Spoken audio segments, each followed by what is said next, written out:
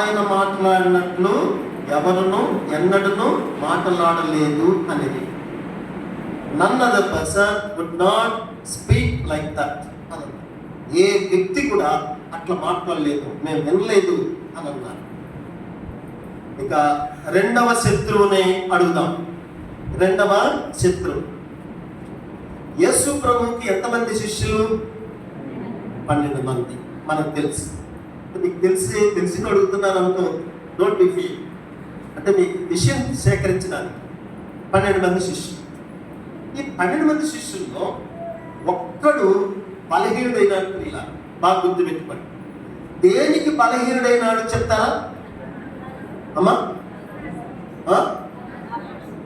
దేనికి బలహీనుడైనాడు? What is his weakness? దొంగతనం చేస్తున్నాడు. ఇలా ఏం చేశాడు? దొంగతనం చేసేవాడు. యోహాను సువార్త 12:5 ఉందమ్మా. ఎవరు తీయదు? యోహాను సువార్త 12:5 ఉందమ్మా. అయితే దొంగతనం చేసేవాడు. ఎందుకంటే ప్రభువు వారు డిఫరెంట్ ఏరియాస్, గలిలయ, కపెర్నహూము, ఆయా ప్రాంతాలన్నీ దర్శిస్తుంటే అనేక మంది ప్రభువును ప్రేమిస్తూ మరి ఎంతంత డబ్బు ఇవ్వడము, వాళ్ళకి తగినటువంటిది ఇస్తూ ఉండగా ఈ డబ్బు సంచి ఎవరి దగ్గర ఉన్నదట? ఉన్నటువంటి కారణం చేత కొద్దిగా బలహీనత వచ్చింది ప్రియులారా. వాటిలో కొంత దాచుకుంటున్నాడు. దొంగగా మిగిలిపోయినాడు ప్రియులారా. బాగా గుర్తుపెట్టుకోండి ప్రతి ఒక్కరు. మన బలహీనత ఏమిటో సాతాను చూశాడు అనుకోండి, అక్కడే నిన్ను చచ్చిపోయేంత వరకు వెంటాడుతాడు ప్రియులారా.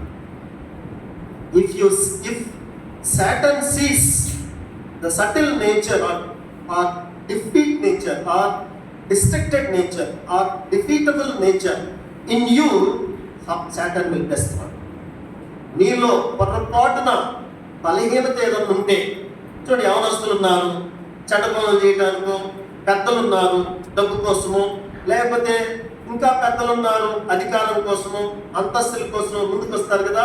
ఓహో, వీడికి కావాల్సింది ఏమైనా కావాల్సింది అధికారము. పాపింగ్ బిలీవర్స్ అంటారు వాళ్ళని ఏమంటారు చెప్పండి?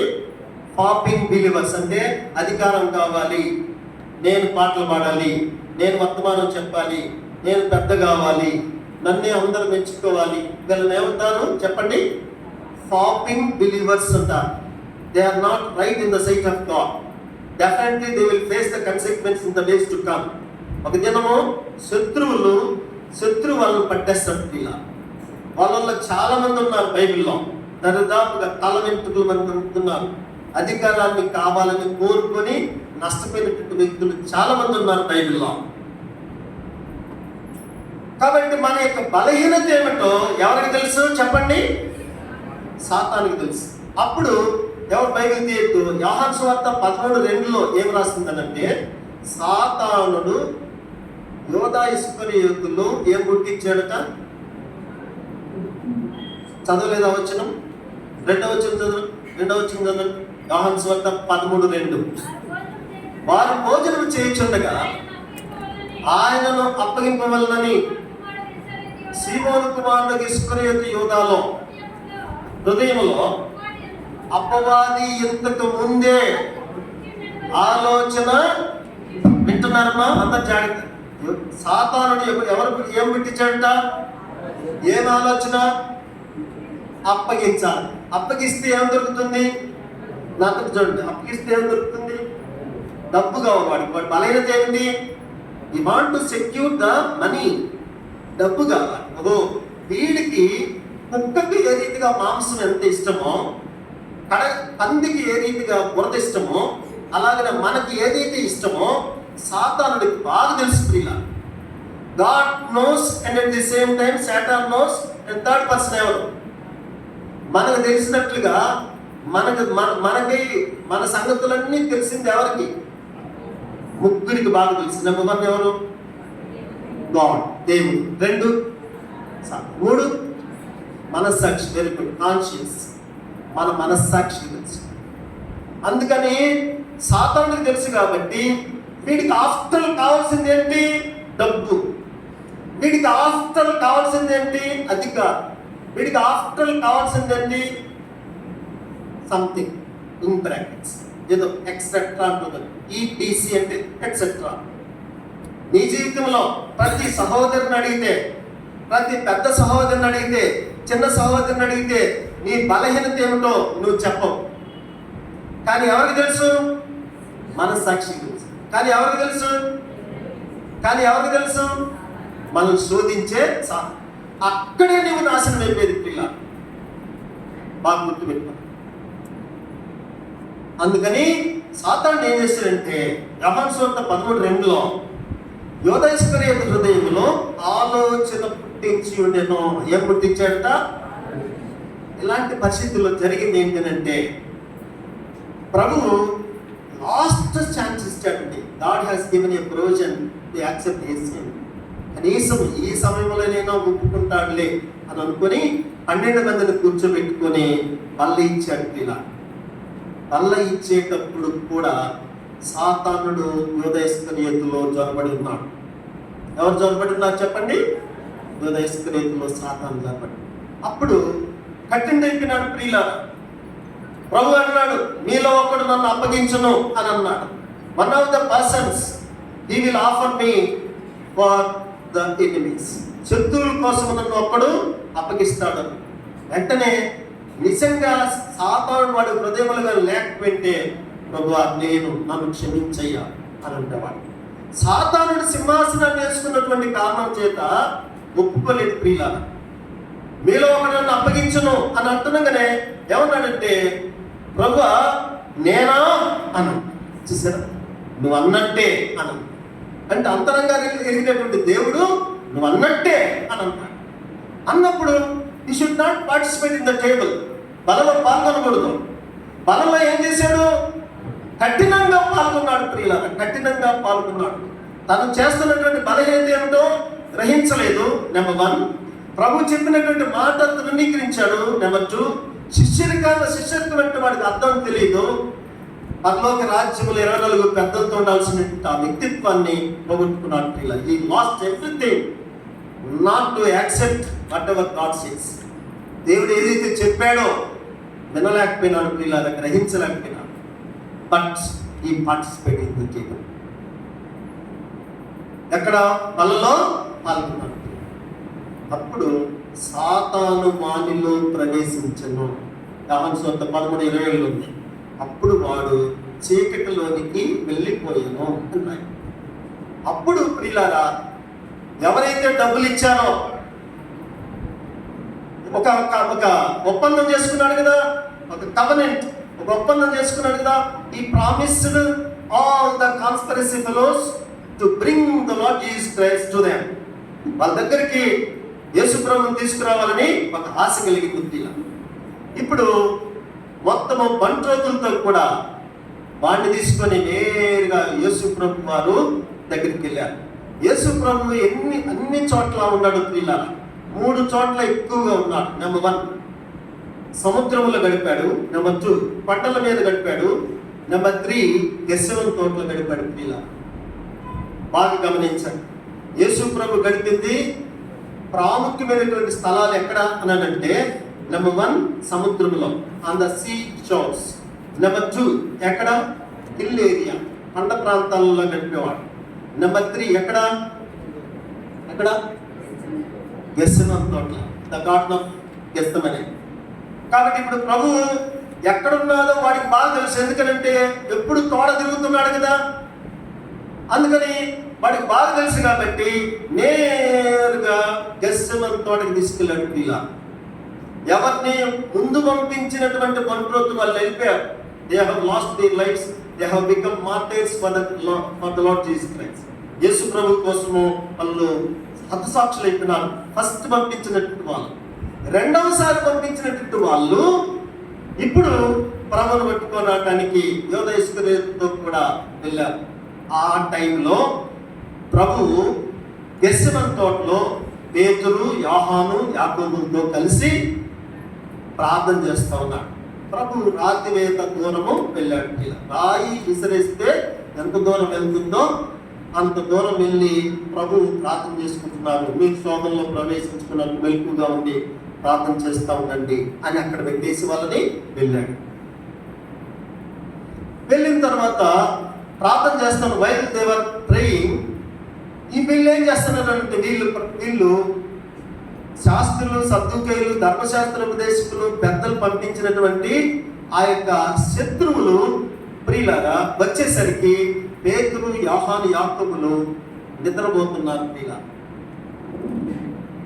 ప్రభు అంతరాత్మలు ఎరిగినటువంటి దేవుడు కాబట్టి వాళ్ళు దగ్గరికి సమీపించే టైంలో లెగవండి, మెలకుగా ఉండమని చెప్పాను కదా, లెగవండి, మరి మీరు శోధనలో ప్రవేశించుకున్నట్లు మెలకుగా ఉండి ప్రార్థించండి.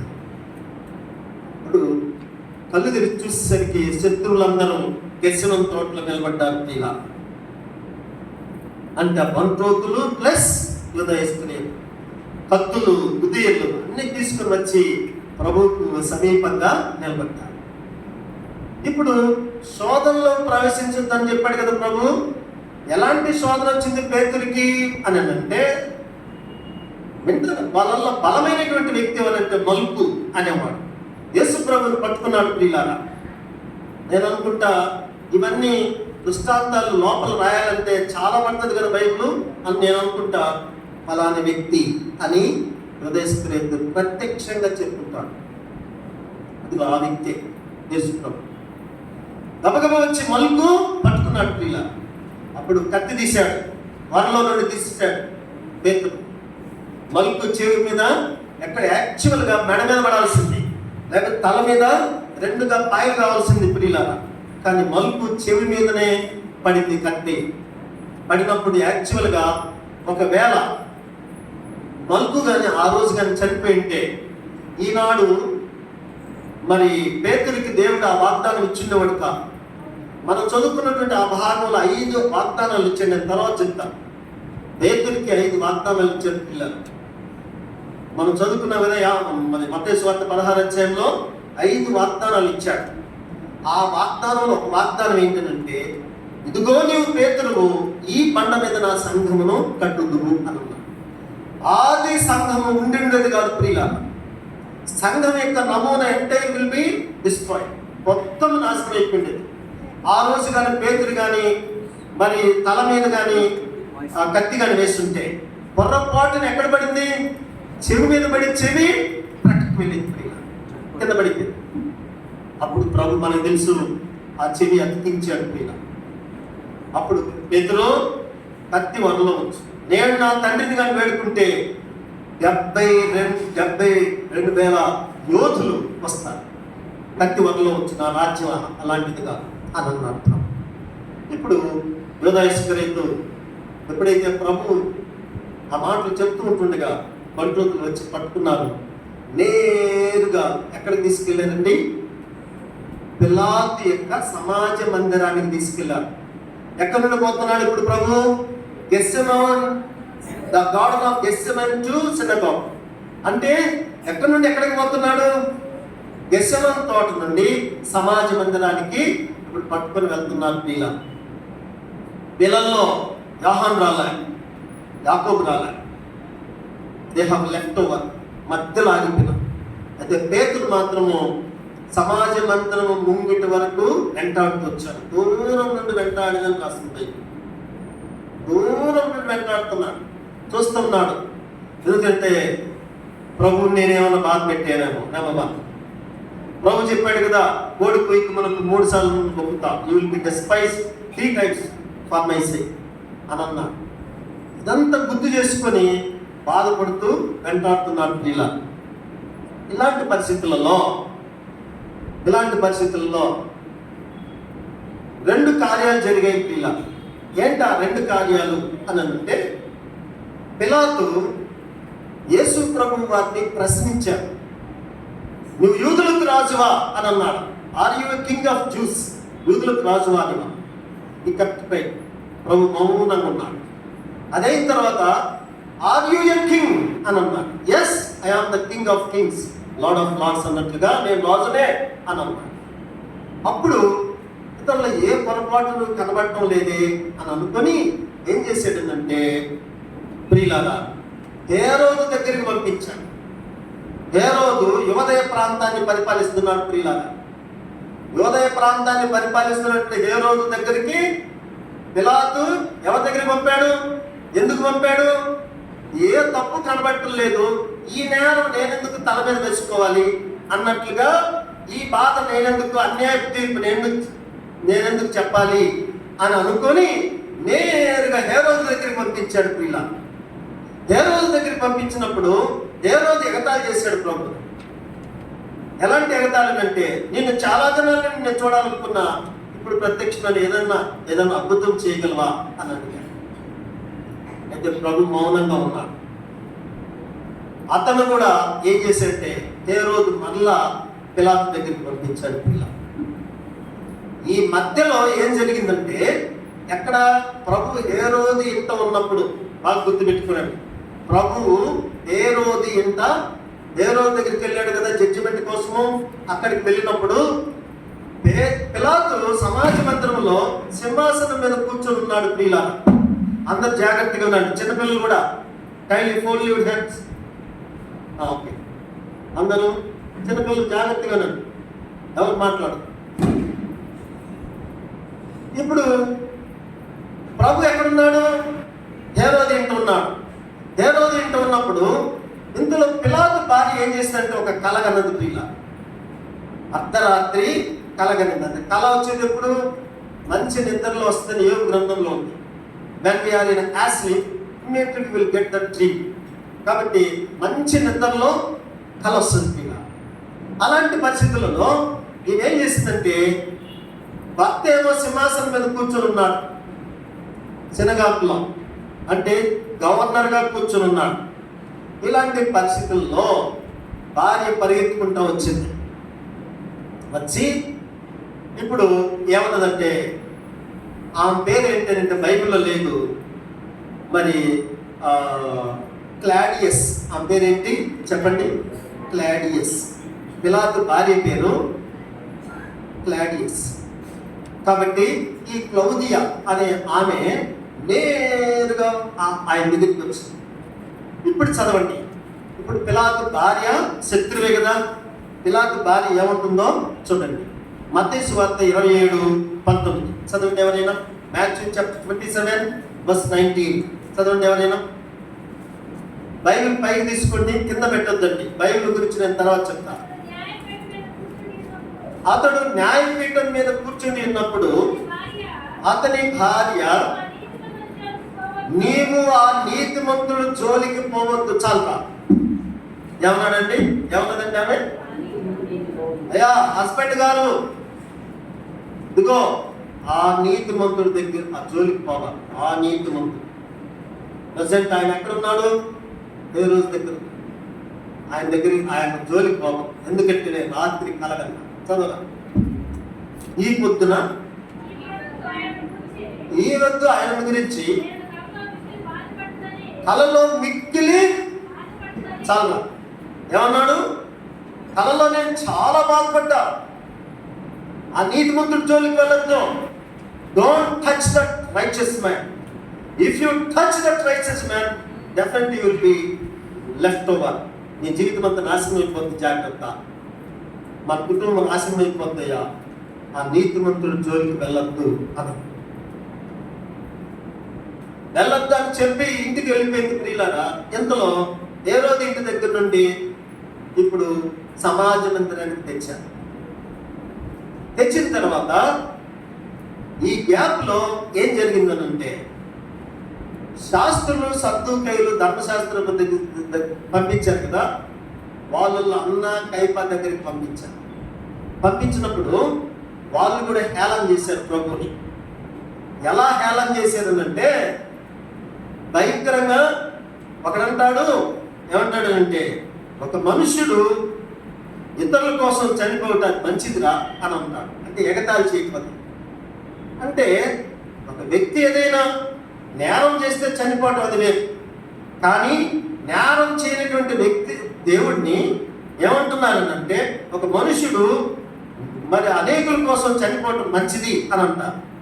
అంటే వాళ్ళ ఉద్దేశం ఏంటంటే, ఎంతప్పటికీ నీతిమంతుడైనటువంటి యేసు ప్రభువును చంపాలన్నటువంటి కుట్ర.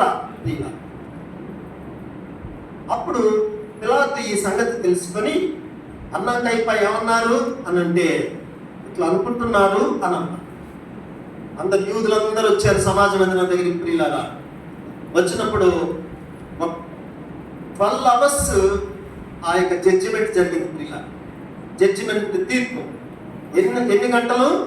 12 hours. నైట్ 12 to మార్నింగ్ 12, అంటే శుక్రవారం అని జరిగింది ప్రియులు. గురువారం నుండి శుక్రవారం వరకు జరిగింది. ఎంతో వేదంతో జరిగింది ప్రియులరా. అది పిలాతు వణికిపోతున్నాడు. ఒక ప్రక్క భార్య చెప్పినటువంటి మాట గుర్తుంది, ఆ నీతిమంతుడి జోలికి వెళ్ళొద్దు అని అంది కదా. అరే చిన్నపిల్లలు మాట్లాడు, ఆ నీతిమంతుడి జోలికి వెళ్ళొద్దని అన్నది కదా. అలాంటి పరిస్థితి దీన్ని ఇది మనసులో పెట్టుకొని ప్రియులారా, ఇది మనసులో పెట్టుకొని ఉన్నాడు. ఇప్పుడు సమాజ మందిరంలో ఉన్నటువంటి ఆ యొక్క వ్యక్తులందరి దగ్గరికి మరి పిలాతు వెళ్ళలేకపోయినాడు. కానీ అతను అధికారం ఎక్కడ పోతుందో అన్నట్లుగా ప్రభుని ఏం చేసేదంటే ఊరకట్ల కొట్టడానికి మాత్రమే అప్పగించాడు. ఫస్ట్ జడ్జిమెంట్ ఊరకట్ల కొట్టడానికే. సరే మీకు అప్పగిస్తున్నాను అని అన్నాడు. అప్పగిస్తున్నాను అంటున్నా కానీ ప్రియులారు ఏం చేశాడనంటే సమాజ మందిరంలో ఒక స్థలానికి తీసుకెళ్ళి యేసు ప్రభు వారిని అక్కడ ముసుగు వేసి పిడిగుద్దులు గుద్దారు ప్రియులారు. వాళ్ళు గుద్దేటప్పుడు ఏమన్నారంటే, నిన్ను కొట్టింది ఎవరో ప్రవచించు, నువ్వు ప్రాప్తావు కదా, దేవుడు అని చెప్పుకుంటున్నావు కదా, దేవుడు కదా, అద్భుతాలు చేసేవాడు కదా అని వారి యొక్క ఎగతాళి మాటలు. నిన్ను కొట్టింది ఎవరో చెప్పు అంటున్నారు. అదైన తర్వాత ఆయన వస్త్రము లాగేశారు ప్రియుల. వస్త్రం లాగేసిన తర్వాత ముళ్ళ కిరీటాన్ని తల మీద పెట్టి నొక్కారు. నొక్కిన తర్వాత ఉమ్ము ఊశారు. ఇవన్నీ జరిగిన తర్వాత ఇప్పుడు పిలాతు దగ్గరికి తెచ్చారు. పిలాతు దగ్గరికి తెస్తున్నాగానే ఇదిగో అప్పుడు పిలాతు అంటాడు, భార్య చెప్పినటువంటి మాట ఒక ప్రక్క, రెండవది అన్నా కైపాను సంతోష పెట్టాలి, మూడవది మనుషులను సంతోష పెట్టాలి, నాలుగవది అతని యొక్క సీటు పోతుంది. తన అధికారము ఎక్కడ పోతుంది? గవర్నర్గా ఉన్నాడు కదా, తన అధికారం ఎక్కడ పోతుందో అన్నట్లుగా, ఎక్కడ వెళ్ళిపోతుందో అన్నట్లుగా ఈ 4 మాటలు హృదయంలో ఉంచుకొని పల్లెం తెమ్మన్నాడు ప్రియుల, ప్లేట్ తెమ్మన్నాడు, చేతులు కడుక్కున్నాడు, ఆయనను అప్పగించాడు ప్రియుల. ఎందుకు అప్పగించాడనంటే 5వది 3-4 సార్లు మూకుమ్మడిగా స్ట్రైక్ చేశాడు. సంహరించుము సంహరించుము, నరికేసేయండి, మన భాషలో చెప్పాలంటే నరికేసేయండి నరికేసేయండి అని అన్నాడు.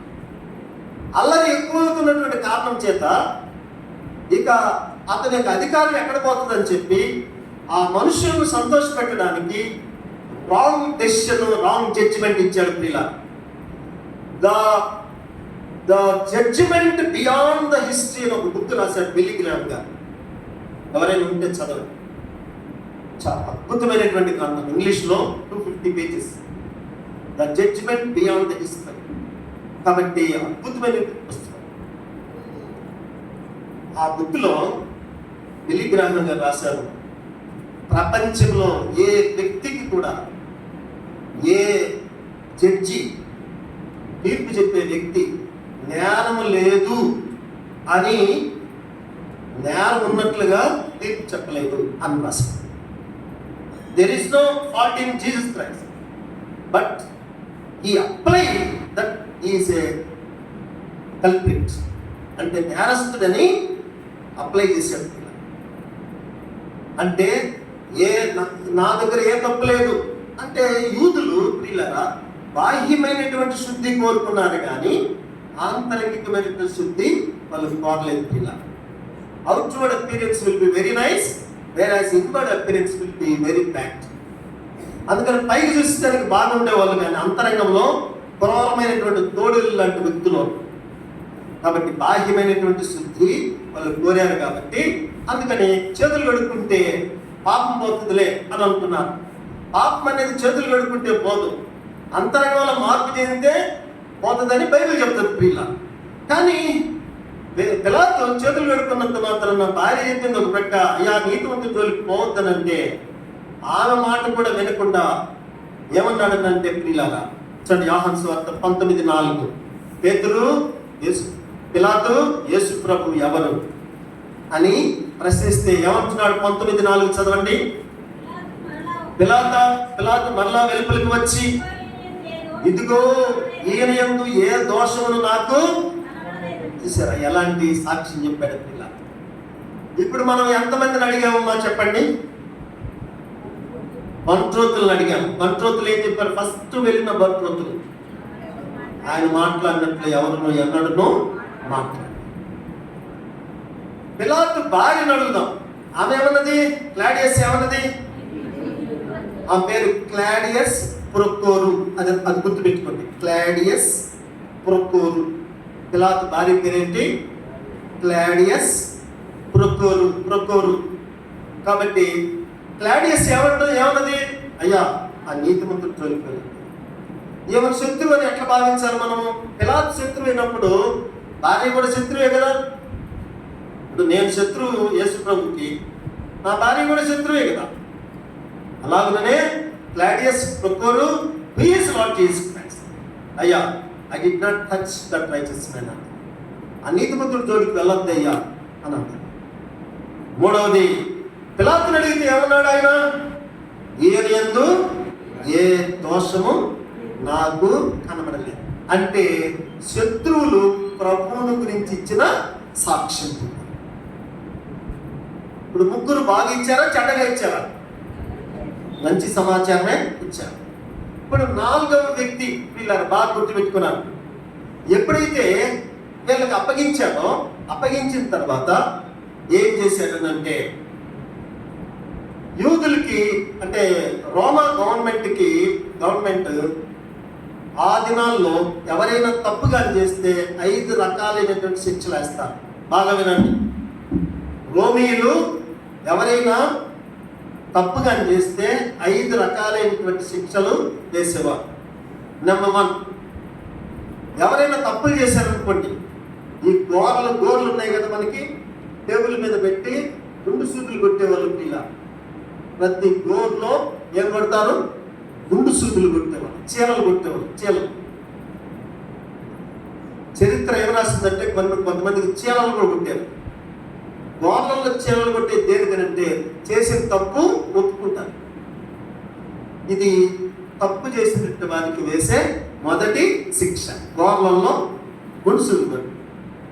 2, ప్రియులారా, ఎవరైనా తప్పు చేశారనుకోండి, ఇంకా కొద్దిగా నేలం కొద్దిగా పెద్దదైందనుకోండి, ఏం చేసేవాళ్ళనంటే నిలువ కొయ్య, అడ్డ కొయ్య తయారు చేసి ఈ చెయ్యి ఒక చెక్కకు ఈ ప్రక్క, ఈ చెయ్యి ఒక ప్రక్క, నడుముకు 2 కాళ్ళు గట్టిగా కట్టేవాళ్ళు. ఇలా నిలువ కొయ్య ఇట్లా కట్టేస్తారు. కట్టిన తర్వాత ఒక ఎత్తైనటువంటి స్థలంలో పెట్టేవాళ్ళు.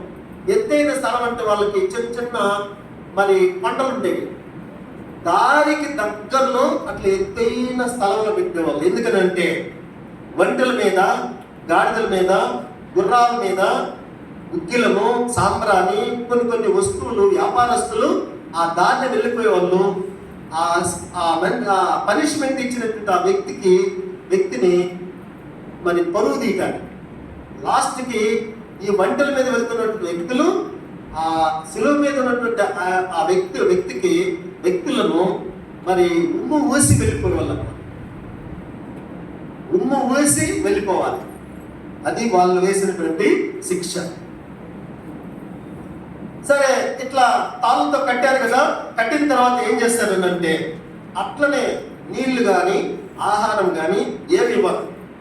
అట్లనే ఆ వ్యక్తి రాత్రి సమయాల్లో అట్లనే చనిపోతాడు. ఇలా ఈ రాబందులు వచ్చి, పక్షులు వచ్చి ఆ వ్యక్తి యొక్క మాంసాన్ని అంతా తినేస్తాయి. తినేసిన తర్వాత ఇక దాన్ని అట్లే వదిలేస్తారు.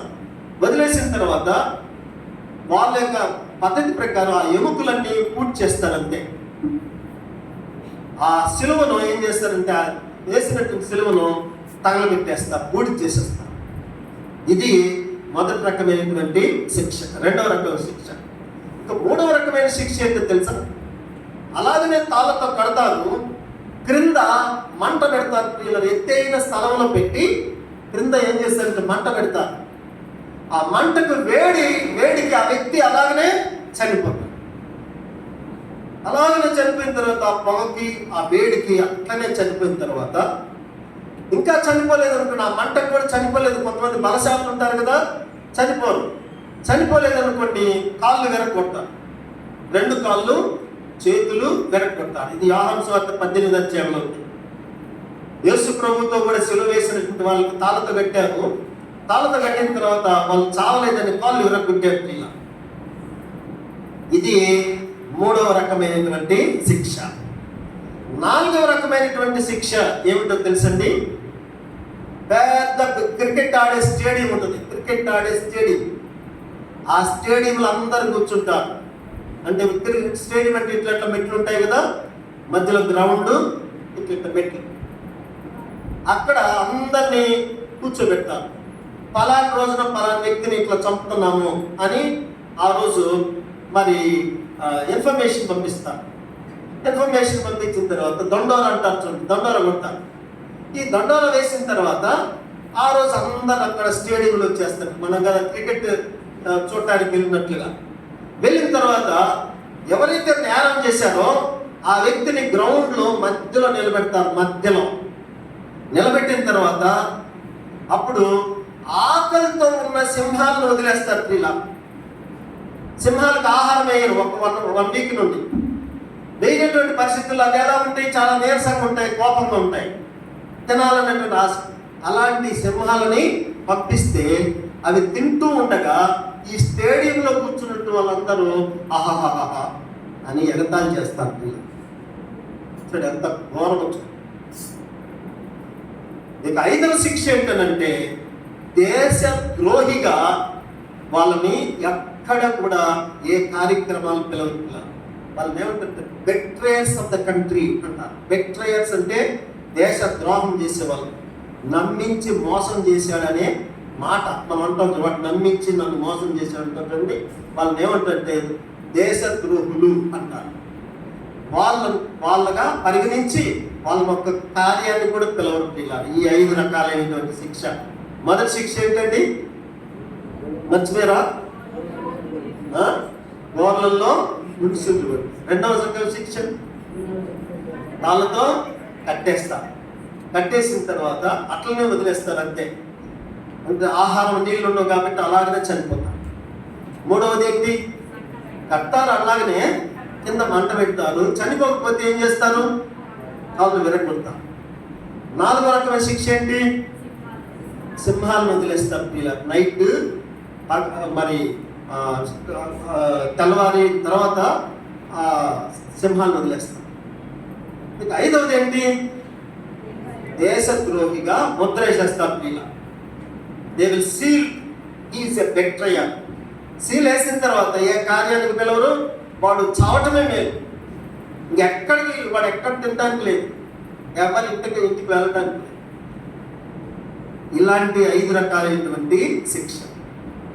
అయితే ప్రియులారా, పూర్తిగా దేశాన్నంతా వ్యతిరేకించినటువంటి వారికి ఒక శిక్ష వేస్తారు. ప్రియులారా, ఆ శిక్ష ఏంటంటే చరిత్రలో భయంకరమైనటువంటి తప్పు చేసినటువంటి వారికి మాత్రమే వేసే శిక్షే సిలువ. చూసారా? ఆ సిలువ ఎవరికి వేశారనంటే యేసు ప్రభు వారికి వేశారు. అంటే వీటన్నిటికంటే మించిన శిక్ష అనమాట. ఫైనల్ జడ్జిమెంట్ అంటారు. సరే, ఇప్పుడు రోమన్ గవర్నమెంట్ అయినా, ఇప్పుడు మన గవర్నమెంట్ అయినా ఎవరినైనా అసాసినేషన్ చేయాలి, హ్యాంగింగ్ చేయాలి, వాళ్ళని ఉరి తీయాలనుకోండి, ఒక మిలిటరీ ఆఫీసర్కి అప్పచెప్తారు. ఇలా మిలిటరీ ఆఫీసర్కి అప్పచెప్తారు. మిలిటరీ ఆఫీసరు సెనగాకు నుండి సిలువ దాకా, అంటే మరి ఆ యొక్క గొల్గొతా కొండ దాకా ఆయన యొక్క పర్యవేక్షణలో, ఎవరి యొక్క పర్యవేక్షణలో? ఈ శతాధిపతి యొక్క పర్యవేక్షణలో. ఎక్కడి నుండి? సమాజ మందిరం దగ్గర నుండి గొల్గొతా కొండ వరకు ఒక శతాధిపతిని, శత అంటే ఎంత? 100. అధిపతి అంటే వాళ్ళందరి మీద 100 మంది మీద హౌల్దార్ని ఏమంటారు? శతాధిపతి అంటారు. బైబిల్లో 8 మంది శతాధిపతులు కూడా ఉన్నారు బైబిల్లో, మనం చదవగలం. కాబట్టి ఈ శతాధిపతులు ప్రియులారా, ఈ శతాధిపతికి అప్పగించిన ఈ సీన్ అంతా, ఏ సీన్? ఈ శిలువ కార్యం అంతా ఎవరికి అప్పగించారు? శతాధిపతికి అప్పగించారు. ఎక్కడి నుండి ఎక్కడికి పోవాలి? సమాజ మందిరము టు గొల్గొతా కొండ వరకు ప్రియులారా 6.5 ఫర్లాంగ్ ప్రభు శిలువ మోసినట్టు ప్రియులారా. ఎన్ని ఫర్లాంగులు? 6. యెరూషలేములో శిలువ మోసుకుంటూ ప్రభు వెళ్తూ ఉన్నప్పుడు జనాలు అటు ఇటు బారులు తీరి నిలబడ్డారు ప్రియులారా. అటు ఇటు జనాలు బారులు తీరి నిలబడ్డారు. ఎందుకు చెప్పండి? చూడటానికా? కాదు. ఎందుకంటే రోమన్ గవర్నమెంట్ ఒక దేశ ద్రోహులకి, ప్రభుత్వానికి వ్యతిరేకమైన వ్యక్తులను ఏం చేసేట్టు ఉమ్ము వేయడానికి నిలబెట్టే వాళ్ళు ఇలా. అటు ఇటు జనాలు బాలు తిరిగి నిలబడ్డారు. ప్రభు శిలువ మోసుకుంటూ వెళ్తూ ఉంటే, మరి ఆ యొక్క శిలువ మోసుకుంటూ వెళ్తూ ఉంటే ఉమ్ము ఊసారు ఇలా. ఒక ప్రక్క వాళ్ళు పిడుగుద్దులు గుద్ది తల మీద ములకెరీటం పెట్టి, నేను కొట్టింది ఎవరో ప్రవచించని ఉమ్ము వేసి వాళ్ళు కొంత మానసికంగా హింసించారు ప్రియుల. అయితే వీళ్ళు కూడా దారికి నాకు చివరికి జనాలు ఉమ్ము వేశారు. వెళ్తూ ఉంటుండగా ప్రియులారా, ప్రభు ఒక చోట మొయ్యలేనటువంటి పరిస్థితులలో పల్లెటూరు వాడైనటువంటి కురేనీడైన సీమోను అని వ్రాయబడింది. పల్లెటూరు అని ఎందుకు రాశాడు పరిశుద్ధాత్ముడు? పల్లెటూరులో బలశాలుగా ఉంటారు, బరువు ఎత్తగలరు. కానీ పల్లెటూరు వ్యక్తి అనేటువంటి సీమోను నేను మోస్తాను అనంటే అతడు కూడా మొయ్యలేకపోయినాడు ప్రియులారా. క్రాస్, ఆ సిలువ అతడు కూడా మొయ్యలేకపోయినాడు. అంటే ఎంత బరువైనటువంటి సిలువ ఆలోచించారు. ఇలాంటి పరిస్థితులలో ప్రభు మరలా మోసుకొని ఎక్కడికి వెళ్ళాడు? గొల్గొతా కొండ పైకి వెళ్ళాడు. ఆయన వెళ్తూ ఉంటుండగా రాను వారు భయంకరంగా ఆయనను హింసిస్తూ ఉంటుండగా, మరి అనేక మంది స్త్రీలు, ఆయన బాగు చేసినటువంటి గుడ్డివారు, ఓచకలగలిగిన వారు, ఆయన స్వస్థపరిచినటువంటి వాళ్ళందరూ ఆయనను ఫాలో అయినారు. ఇలా దూరం నుండి వెంటాడ. అయితే శతాధిపతి ముందు నుండి అన్ని చూసుకుంటా ఉన్నారు. ఇప్పుడు నేరుగా గొల్గొతా కొండ పైకి తీసుకెళ్ళిన తర్వాత 3 మేకులు కుట్టారు. కుడి చేతిలో ఒక చీల, ఎడమ చేతిలో ఒక చీల, చక్కకు అట్లే దిగ్గుట్టారు. 2 కాళ్ళు జోడించి ఒక్కటే చీల కుట్టారు. పెట్టిన తర్వాత కరెంటు పోల్ని ఏ రీతిగా గుంటలో బాతుతామో ఆ రీతిగా యేసు ప్రభు యొక్క దేహంతో కూడా ఆ చెక్కను మరి గుంటలో నిలబెట్టారు. ప్రభు యొక్క శరీరం ఇట్లా వేలాడుతుంది. ప్రక్కనే కుడివైపున ఒక దొంగని, ఎడమవైపున ఒక దొంగని సిలువ వేశారు. ఈ తతంగం అంతా ఎవరి పర్యవేక్షణలో జరుగుతుంది? శతాధిపతి యొక్క పర్యవేక్షణ. ఎందుకు? అలా చెట్టు రాకుండా, అడ్డం రాకుండా, ఏ రకమైనటువంటి కలతలు తగులు రాకుండా, కొట్లాటలు జరగకుండా ఇతని యొక్క పోలీస్ ఆఫీసర్ యొక్క పర్యవేక్షణలు ఇదంతా జరుగుతూ ఉంది ప్రియులారా. అయితే శతాధిపతి యేసు ప్రభు యొక్క ముఖమును ప్రియులారా, కళ్ళని, ఆయన యొక్క వర్చస్సుని, ఆయన యొక్క తత్వాన్ని, ఆయన యొక్క తీరుని ఎక్కడి నుండి చూస్తున్నాడు? సమాజ మందిరము నుండి ఎక్కడి వరకు చూస్తున్నాడు? శిలువలో లాస్ట్కి చనిపోయేంత వరకు చూశాడు ప్రియులారా. లాస్ట్కి శిలువలో యేసు ప్రభు అటుపక్క ఇటుపక్క శిలువ వేయబడ్డాడు. కుడి వైపున ఒకరు, ఎడమవైపు ఒకరు శిలువ వేయబడ్డారు. ఒకటి పేరేమో డెసిమస్, ఇంకొకటి పేరు గిస్మస్. ఒకటి పేరేంది డెసిమస్, ఇంకొకటి పేరేంది గిస్మస్.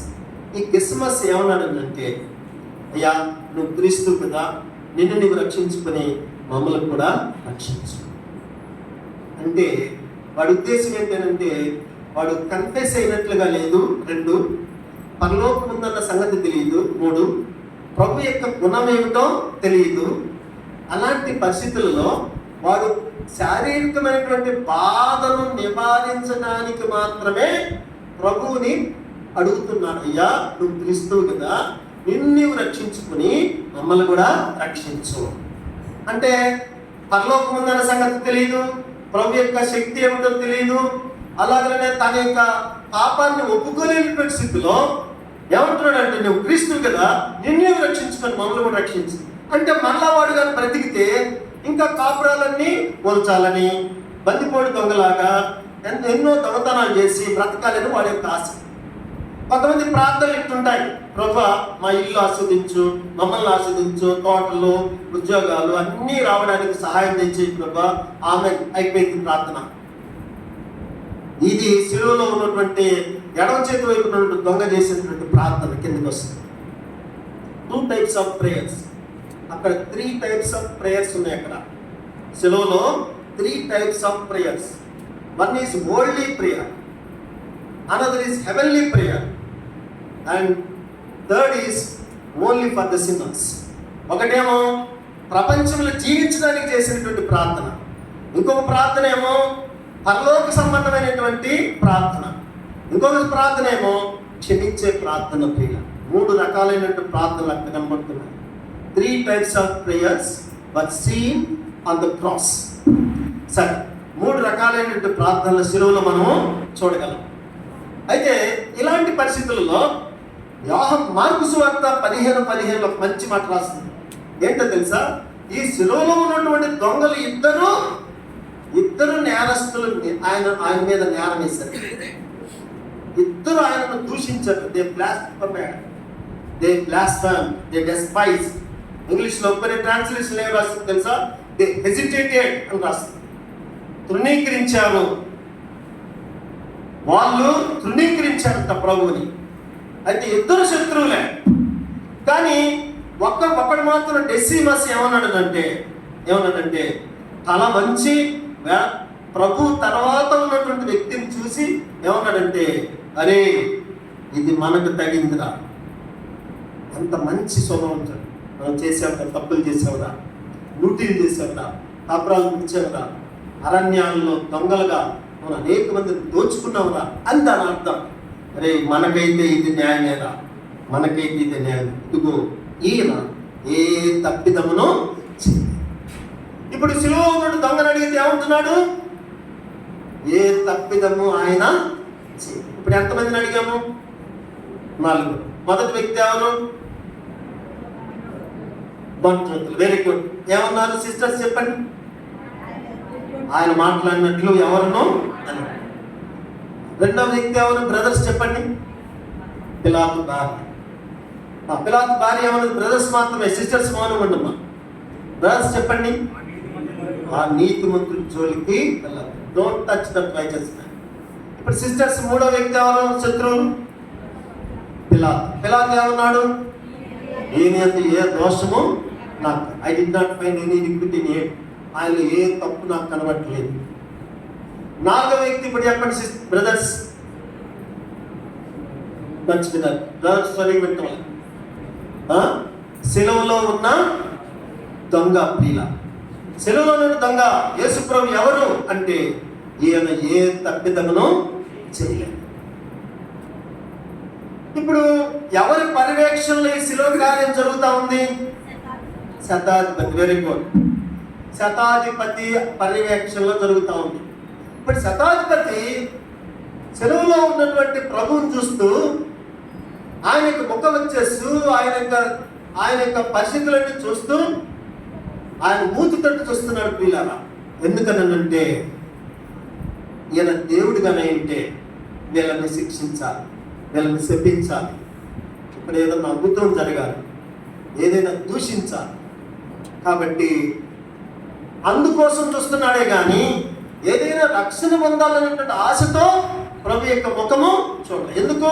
He is the only person, he has carnality. శారీరకమైనటువంటి వ్యక్తి కాబట్టి, శరీరుడు కాబట్టి అతను గ్రహించలేకపోతున్నాడు. పిల్ల ఆత్మీయత అనేది తనకు తెలియదు. అందుకని ప్రభుత్వం చూస్తే ఉంటుండగా ప్రభు బిల్లీ గ్రాహం గారు 7 golden words అనే ఒక బుక్ రిలీజ్ చేశారు. పిల్ల 7 golden words, 7 బంగారు మాటలు అని బిల్లీ గ్రాహం గారు ఒక బుక్ రిలీజ్ చేశారు. పిల్ల ఆ బుక్ ఎప్పుడు ఎవరైనా చదవండి, చాలా అద్భుతంగా ఉంటుంది. అద్భుతం. I wept like anything after reading that book. ఆ పుస్తకం చదువుతుంటుండగా కన్నీరు గార్చాను ప్రియుల. అంత డెప్త్లో రాశాడు Billy Graham. The 7 golden words of Jesus. అద్భుతమైన పుస్తకం ప్రియుల, చదవండి ఎవరైనా. కాబట్టి ఇలాంటి పరిస్థితులలో యేసు ప్రభు యొక్క మూర్తిని చూస్తుంటుండగా, తండ్రి మీరేం చేస్తున్నారో మీరెరుగురు కనుక వీరిని అదే క్షమించుతున్నాడు. ఇంత బాధలో ఉన్నటువంటి వ్యక్తి, రక్తమయమైనటువంటి వ్యక్తి, రక్తశక్తమైనటువంటి వ్యక్తి, రక్త సహితమైనటువంటి ఈ వ్యక్తి క్షమించబడుతున్నాడు. ఆలోచించాడు అంటే రికలెక్ట్ అవుతున్నాడు, ఏదో ఇతరులు ఏదో మంచితనం ఉంది అని. తర్వాత దొంగతన్నాడు, నేడు నీవు నాతో కూడా పరదేశంలో ఎందుకు వాడు అడిగాడు కదా, అయ్యా యేసు నీ రాజ్యంలోకి వచ్చినప్పుడు నన్ను జ్ఞాపకం చేశాను. Wonderful prayer. Oh Lord, if you remember me in the heaven I will be there. కొన్ని ట్రాన్స్లేషన్ రాసింది అన్నిటితో ఏడ్చాడతకి. ఇక్కడే ఈ వెప్ట్ లైక్ ఎనీథింగ్ అంటే ఇంకా నాకు ఏ గతి లేదన్నట్లు ఏడ్చాడట. అంటే లాస్ట్ మూమెంట్లో దేవుడు నమ్ముకున్నాడు. అప్పుడు ప్రభు ఈ స్థితిలో కూడా వాడు నన్ను దూషించకుండా నన్ను అడిగాడే అన్నటువంటి ఆలోచనతో, రెండవది నా పేరు ఎత్తాడే, యేసు అని అన్నాడే. యేసు నీ రాజ్యంలోకి వచ్చినప్పుడు నన్ను జ్ఞాపకం చూస్తాను అన్నాడే. అలాంటి ప్రార్థన ఎవరు చేయలేదే అని అనుకొని కన్నీరు గార్చి, ఆ టైంలో ప్రియులారా కన్నీరు తుడుచుకోవటానికి కూడా చేతులు లేవని ఆ దొంగ విషయంలో రాశారు బుక్స్. బిలీ గ్రాహం గారు రాశారు. Even that dacoit would not hands to wipe his tears on the child రాశారు. ఆ మాట చదువుతున్న జల జల జల జల కళ్ళు నీళ్లు చెమ్మగిలేదు నా కంటిలో. నిజమే, ఆ స్థితిలో మనమైతే దేవుడా నువ్వు ఎక్కడున్నావు, ఇలాంటి నన్ను ఎందుకు ఇట్లా చంపుతున్నావు, కన్ను నీరు తుడుచుకోవడానికి కూడా చేతులు లేవంటే ఆలోచించండి. ఆ టైంలో ప్రార్థన చేశాను. మనకు అన్ని ఉన్నా ప్రార్థన చేయి. ఎన్ని కష్టాలైనా ఎన్ని శ్రమలు మనకు రాకపోయినా, అన్ని సోఫిస్టికేటెడ్గా అన్ని ఉన్నా మనం ప్రార్థన చేయాలి. అలాంటి ప్రార్థన, ప్రభువా నన్ను జ్ఞాపకం చేసుకున్నాను, ఇప్పుడే ప్రార్థన చేసామా. భక్సింగ్ గారు గురించి సేవకుల కూటమిలో తిమోతికి చెప్పాడు. ఇలా ఒకరోజు భక్సింగ్ గారి రూమ్కి వెళ్ళాడంట తిమోతికి. వెళ్ళినప్పుడు ప్రియులారా ఆయన అన్నాడు, ఏమన్నాడంటే ఆ మాట విని తిమోతికి బయట ఏడ్చినాడట. ఎందుకు ఏడ్చాడు తెలుసా? ఆయన కూడా నెల్లూరులో చెప్తా తిమోతికి కన్నీరు గార్చాడు. ప్రియులారా ఏమనంటే, ఓ lord, I am a great sinner. I have committed so many mistakes against you అని మోర్లబడి ఏడుస్తున్నాడు భక్సింగ్ గారు. ఓ ప్రభువా, నేను ఘోరమైన పాపిని, నేను ఎన్నో పాపాలు చేశాను, నన్ను క్షమించు అని ప్రార్థన చేస్తున్నాను. ఎవరండి? తిమోతికి కూడా ఏడ్చాడు ఆ మాట.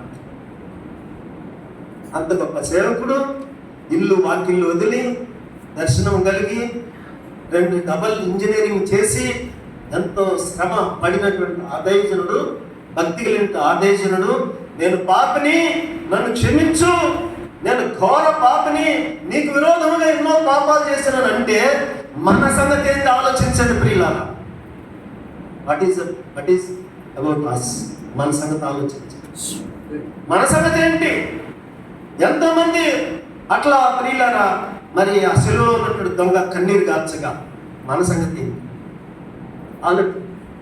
ఇలాంటి పరిస్థితులలో శిలువలో ఉన్నటువంటి ఆ వ్యక్తిని ఎవరు చూస్తున్నారు చెప్పండి? దేవుణ్ణి శతాధిపతి చూస్తున్నారు. కింద ఆ యొక్క శిలువ క్రింద తల్లి ఏడుస్తూ ఉంది. సలోమి, మగ్దలేని మరియా, క్లోపా భార్య, ఆయన బాగు చేసిన స్త్రీలందరూ ఆ శిలువ దగ్గర ఏడుస్తా పైకి ఆయన తోటి చూస్తానే ఉన్నారు. ఇలా అలాంటి టైంలో యోహాను వచ్చాడు పరిగెత్తుకుంటా. వచ్చినప్పుడు యోహాను అంటున్నాడు, అమ్మ ఇదిగో నీ కుమారుడు, ఇదిగో నీ తల్లి అని. యోహాను తను చూసి ఇదిగయ్యా నీ తల్లి అయినట్టు మరియ గారిని చూసి ఏమంటున్నాడు, ఇదిగో నీ నీ నీ కుమారుడు. కాబట్టి ఇదిగమ్మా నీ కుమారుడు, ఇదిగో నీ తల్లి అని. అరే తల్లిని కూడా జ్ఞాపకం చేసుకున్నాడే, అతనికి ధర్మశాస్త్రం తెలిసినట్టుంది అనుకున్నాడు. ఎందుకు? మోషే 10 ఆజ్ఞలు సీనాయి కొండ మీద ఇచ్చాడు, నువ్వు దీర్ఘాయుష్మంతుడు నీ తండ్రిని సన్మానించాలి. అరే ధర్మశాస్త్రం కూడా తెలిసినట్టుంది ఇతనికి, తల్లిని కూడా గౌరవించాడే అని ఇంకా కొద్దిగా మనసు మార్చుకుంటున్నాడు. ఎవరు? ఈ యొక్క శతాధిపతి ప్రియులారా. ఇలాంటి పరిస్థితులలో నా దేవా నన్ను ఎందుకు చేయి విడిచింది? ఇప్పుడు బాగా గుర్తు పెట్టుకోండి, యేసు ప్రభు యొక్క చేయి విడవడానికి కారణాలు 3. నెంబర్ 1 బాగా గుర్తు పెట్టుకోండి. Why did Lord Jehovah left over the hand of Jesus Christ? యేసు ప్రభు యొక్క చేతిని ఎందుకు వదిలిపెట్టాడు అని అంటే బాగా గుర్తు పెట్టుకున్నాను. నెంబర్ 1, నేను వైట్ డ్రెస్ వేసుకున్నాను.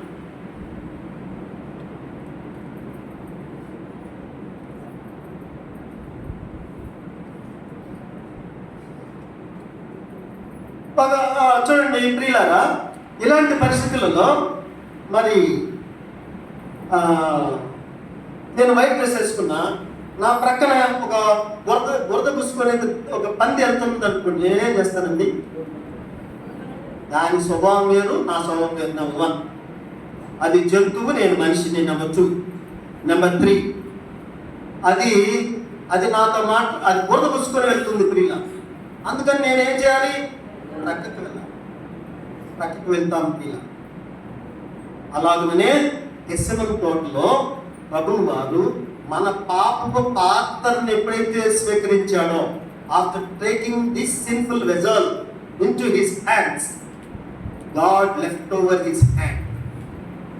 యేసు ప్రభు వారు ఎప్పుడైతే మన పాపమైన ఈ బురద పాత్ర తీసుకున్నాడో, అప్పుడు తండ్రి ఏం చేశాడు?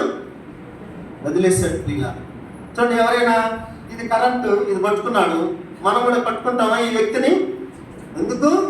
Is very danger. కాబట్టి after receiving this sinful vessel, God has left over his hand. మన పాపం పాత్రను ఎప్పుడైతే తీసుకున్నాడో, తండ్రి తన యొక్క చేతిని విడిచిపెట్టాడు ప్రియుల. ఈ సత్యాన్ని ఎరగాలి. అందుకనే ప్రభువా, నీ చిత్తమైతే నేను దీన్ని తీసుకుంటాను, నీ చిత్తం కానీ నేనేం చేయలేను. If it is your will, I will carry this sinful vessel. If it is not your, I won't carry అంటున్నా. నీ చిత్తం లేకపోతే నేను తీసుకోను అని గెత్సెమనే తోటలో ప్రార్థన చేశాడు.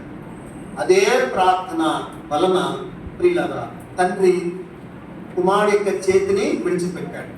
నెంబర్ 2, ఎందుకు యేసు ప్రభు యొక్క చేతిని ప్రభు వదిలిపెట్టాడు అంటే, దేవుని యొక్క చిత్తము మానవుల పట్ల నెరవేరాలి. It must be fulfilled on behalf of all the human beings. యేసు ప్రభు యొక్క దేవుని యొక్క చిత్తము, దేవుడు లోకమును ఎంతో ప్రేమించును కాగా ఆయన తన అతిథి కుమారునిగా పుట్టినవారిని విశ్వాసించు ప్రతి వాడు నశింపకూడదని తండ్రి యొక్క చిత్తం. Any person should not perish in this world. ఎందుకు? ఎవరు కూడా నాశనం కాకూడదని దేవుని యొక్క ఉద్దేశం. అందుకని తన సొంత కుమారుని పంపించాడు ప్రియుల. 3వది, నరకం అంటే చేసిన వాళ్ళకి తెలుసు ప్రియుల. బాగా గుర్తు పెట్టుకుని, నరకం తయారు చేసింది ఎవరికి? మనకి కాదు. పొరపాటు చేయకండి. ఎవరికి? సాతానుకి. అందుకనే మత్తయి సువార్త 20:41 వచ్చిన ఏమన్నాడు? అపవాదికిని వాడు దూతలకును సిద్ధపరిచిన నిత్య అగ్నిలోనికి వెళ్ళండి. ఎప్పటి వరకు? చచ్చిపోయేంత వరకు, ప్రభు వచ్చేంత వరకు ఎవరైతే విన్నారో వాళ్ళతో అంటున్నాడు ఆ మాట. తీర్పు రోజున నేను తయారు చేసింది ఎవరికి? అపవాదికి. ఇప్పుడు చూడండి, ఒక చిన్న బిడ్డ దోగాడుతున్నాడు అనుకోండి, దోగాడుతూ ఉన్నాడు. నేరుగా ఒక నిప్పు దగ్గరికి వెళ్ళాడు. నిప్పు దగ్గరికి వెళ్తా ఉంటే తల్లి మౌనంగా ఉంటుందమ్మా, పోతే కాలనీలే అని అనుకుంటుందా? ఎందుకు? నిప్పు కుమారుడికో లేకపోతే కుమార్తెకో తగిలితే చర్మం లేచిపోతుంది. నెంబర్ 1. రెండవది బాధపడతాడు. నెంబర్ 2. నెంబర్ 3 చనిపోతాడు కూడా. ఆ నిప్పు యొక్క బాధ ఎవరికి తెలుసు? తల్లికి తెలుసుగా, అలాగనే నరకం యొక్క బాధ తయారు చేసినటువంటి దేవుడికి తెలుసు కాబట్టి నరకము నుండి ప్రక్కకు తీసుకురావడానికి మానవుల కోసము దేవుడు, ప్రేమ లేని దేవుడు యేసుప్రభు యొక్క చేతిని విడిచిపెట్టాడు పిల్లలు. ఇది రహస్యం. కనుక అందుకనే నా దేవా నన్నెందుకు చెయ్యి విడిచితే మౌనంగా ఉన్నాడు. అది వాడికి అర్థం కాలేదు, శతాధిపతికి అర్థం కాలేదు. ఇక 5వది ప్రియులరా, గెస్సెమన్ మరి ప్రభువు సెలవులో నేను దప్పికొనుచున్నాను, ఐ యామ్ థర్స్ట్, నేను దప్పికొనుచున్నాను అని. సెలవులో ఉన్నటువంటి ప్రభువుకి నీరు కావాలా? నిజంగా ఒకసారి ఆలోచించండి. నీరు కావాలా? ఎర్ర సముద్రం పాయ చేసిన దేవుడికి నీళ్లు కావాలా? ఎరుకో గోడలు కూల్చిన దేవుడికి నీళ్లు కావాలా? ఏలీలో 12 బొక్కలు ఇచ్చినట్టు దేవుడికి నీళ్లు కావాలా? సమరయ స్త్రీకి జీవజలాన్ని ఇచ్చిన దేవుడికి నీళ్లు కావాలా? యోర్దానును పాయలు చేసినట్టు దేవుడికి నీళ్లు కావాలా? జలముపై అల్లాడుచు మీది ఆకాశము క్రింద భూమి వేరొకరుగా అన్నప్పుడు ప్రియులారా, మరి అంత శక్తి ఉందండి దేవుడికి సిలువలో నీళ్లు కావాలా? ఆ నీటి కోసము కాదు, 100% ఆ నీటి కోసం కాదు. ఏ దాహము ఆయన పొందింది అని అంటే, ఇప్పుడు ఒక ట్రంకాడు ఉన్నాడు అనుకోండి, ఒక ట్రంకాడు అంటే తాగుడు పోతున్నాడు అనుకోండి. ఆ తాగుడు పోతోడు ప్రియులారా ఇంకా తాగాలి, ఇంకా తాగాలి, ఇంకా తాగాలి. వాడి దాహం ఏంది? ఇంకా క్వార్టర్ టు క్వార్టర్. సిగరెట్ తాగేవాడు ఈ సిగరెట్ కాదు, హిల్స్ ఫ్లేక్ కాదు, ఇంకా ఫ్లేక్, గోల్డ్ ఫ్లేక్, రకరకాల అన్ని నేను అనుభవించాలి.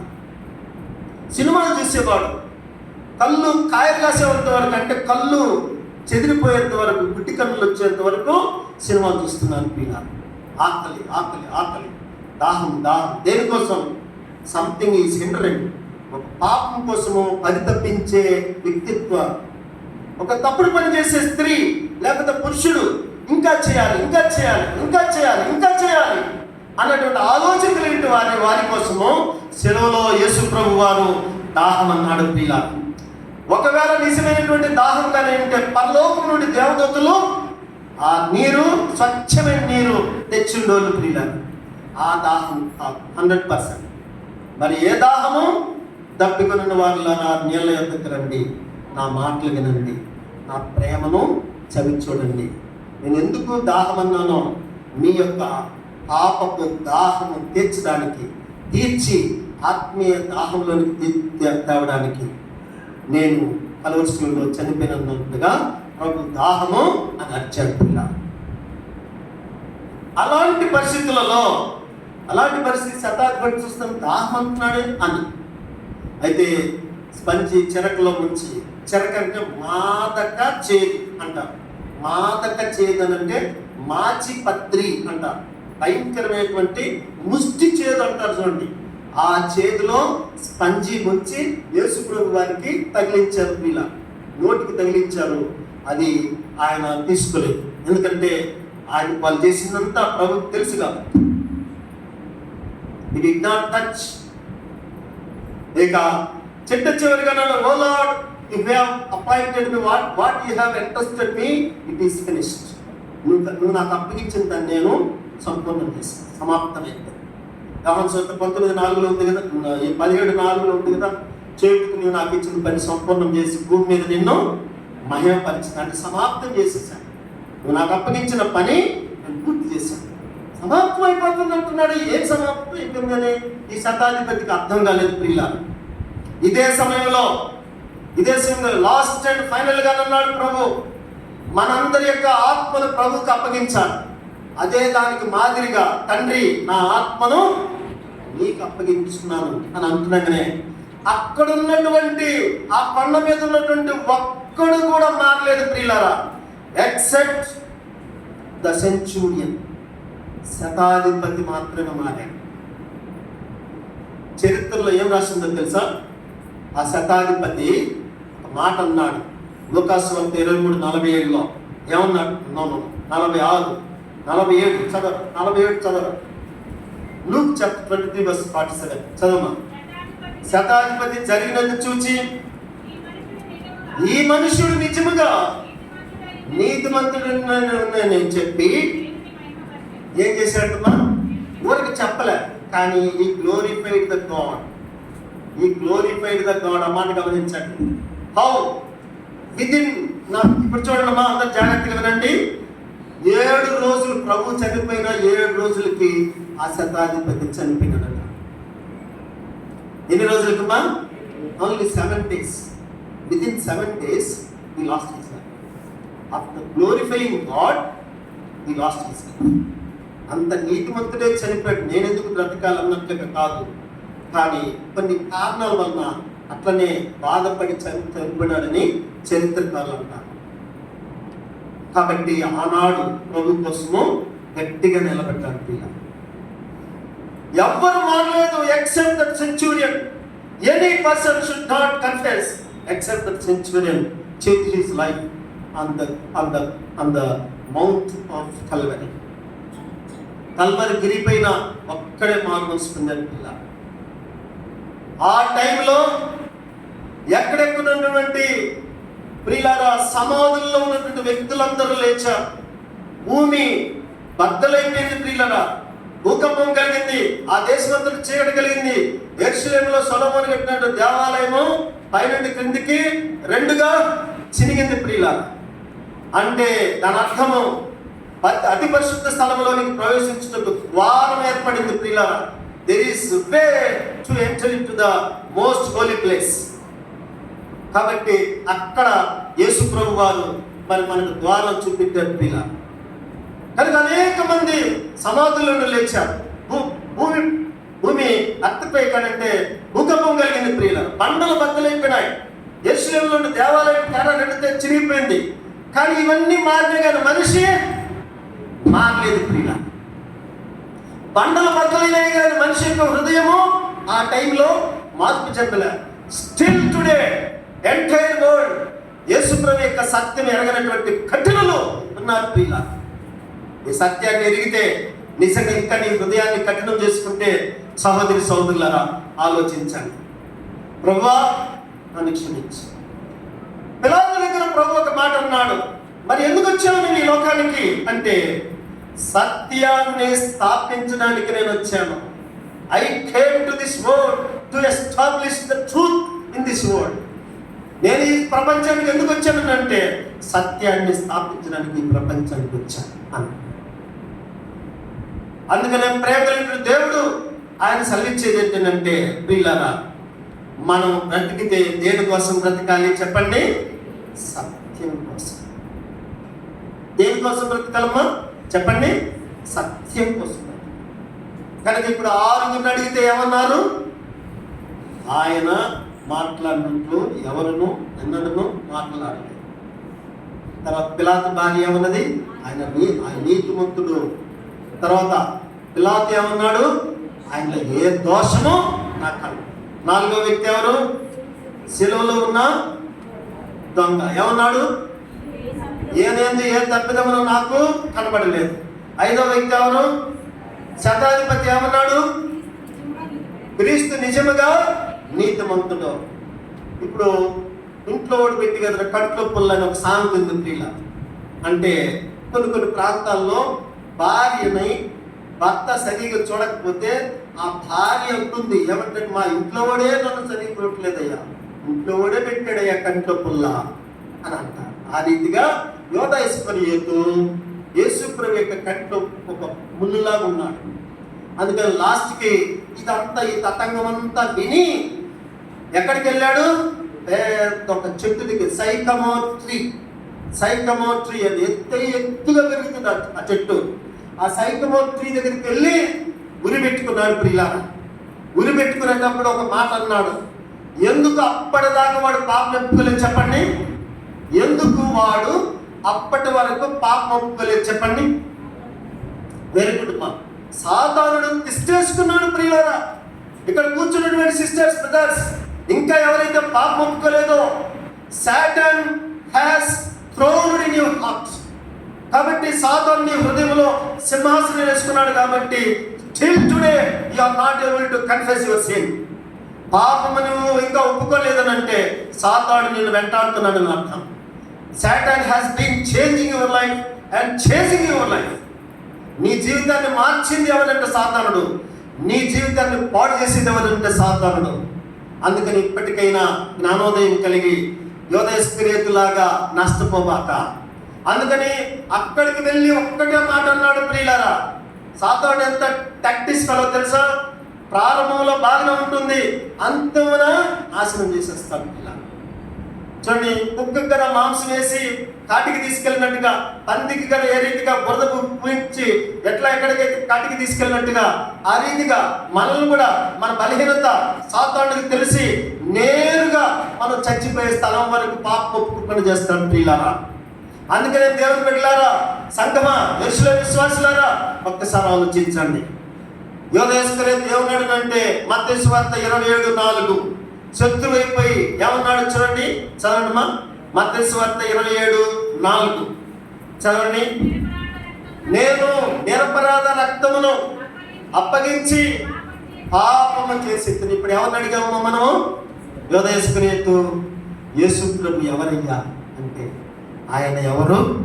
నిరపరాధి. శత్రువులు ఇచ్చినటువంటి సాక్షి. ఆలోచించండి, ఆయన నిరపరాధి.